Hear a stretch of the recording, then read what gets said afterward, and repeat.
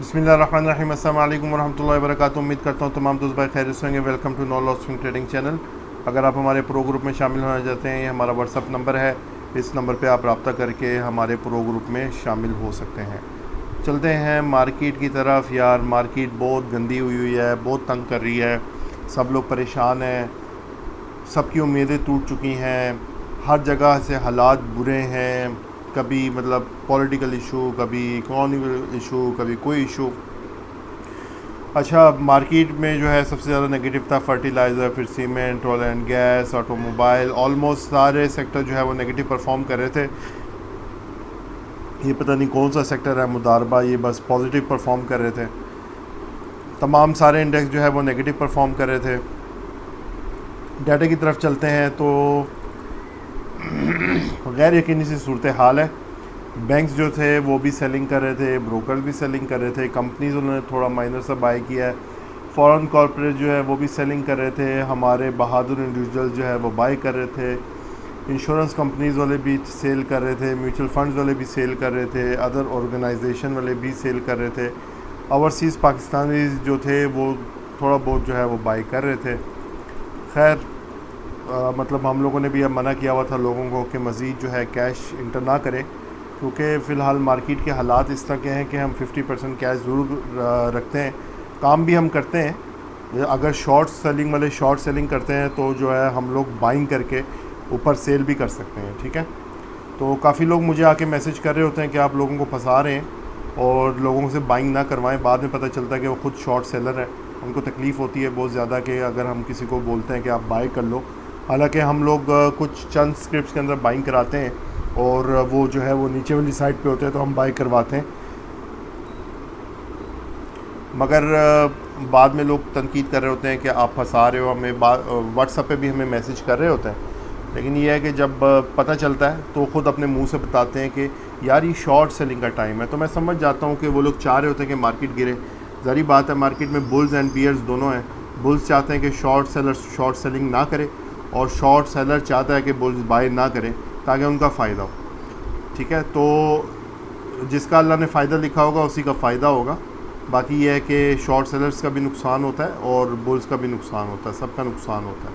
और जिस काम में नुकसान नहीं है वो फिर कारोबार नहीं होता, कुछ और ही होता है। टेक्निकली मार्केट को देख लेते हैं। मार्केट की जो अगली सपोर्ट बनती है 41,400 की सपोर्ट है मार्केट के पास। लेकिन ये है कि मार्केट इतनी अजीब है मार्केट इस वक्त कि आप यानी मतलब अगर मार्केट को देखेंगे तो आप जो है वो पागल होते जाएंगे। तो मैं भी नहीं देखता हूँ मार्केट, बस इजी होके बैठा होता हूँ। ऑर्डर लगाए होते हैं ख़रीदने के, मिल गया तो मिल गया, बेचने के ऑर्डर लगाए होते हैं, बिक गया तो बिक गया। देखने से तो हमारे मार्केट नहीं चलती है ना। तो ये है कि अब मार्केट कल जो है वो भी नेगेटिव परफॉर्म कर सकती है। यह है कि मार्केट की सपोर्ट है 41,200। मार्केट के पास एक सपोर्ट है। हो सकता है यहाँ से मार्केट एक जो है सपोर्ट ले ले और यहाँ से एक जो है बाउंस कर जाए, लेकिन कुछ ऐसा नज़र नहीं आ रहा कि मतलब मार्केट ज़्यादा बाउंस करेगी। मैं आप लोगों को बता देता हूँ, ये है कि मार्केट यहाँ पे 41,200 पे आएगी तो दोबारा से मार्केट जो है हो सकता है बस ये एक लेवल में थोड़ा सा घूमे, यहाँ पे आपको तंग करे।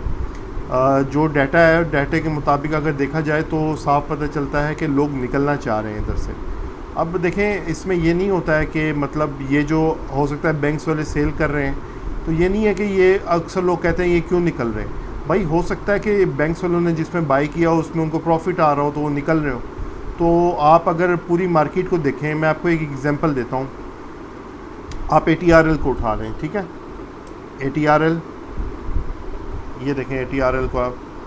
ATRL इस वक्त जो है मार्केट से ऊपर ट्रेड कर रहा है। ठीक है, मार्केट जिस पोजीशन पे खड़ी है, ठीक है, मार्केट 41,400 पे खड़ी है, तो उस वक्त मार्केट ऊपर थी और ये नीचे था। ठीक है, इस वक्त मार्केट नीचे है, यानी अगर देखा जाए तो मार्केट के लिहाज से इसको ATRL को इस वक्त होना चाहिए था 100 के ऊपर, 90 के ऊपर, जिस लेवल में मार्केट खड़ी है, लेकिन वो कहाँ ट्रेड कर रहा है।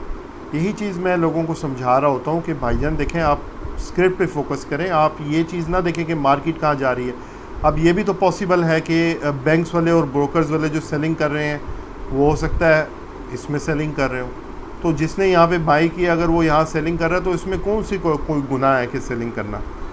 और इवन के अगर आप ये देखें कि मैं कहता हूँ ब्रोकर्स, मैं कहता हूँ चलो ब्रोकर्स अगले में NRL में ब्रोकर्स कर रहे हैं, ठीक है, NRL में ब्रोकर्स कर रहे हैं सेलिंग, या SNGP में कर रहे हैं, किसी में वो सेलिंग कर रहे हैं लेकिन वो प्रॉफिट में सेलिंग कर रहे हैं। वो ऐसा नहीं है कि वो कोई नुकसान पे सेल कर रहे हैं, मार्केट तबाह होने जा रही।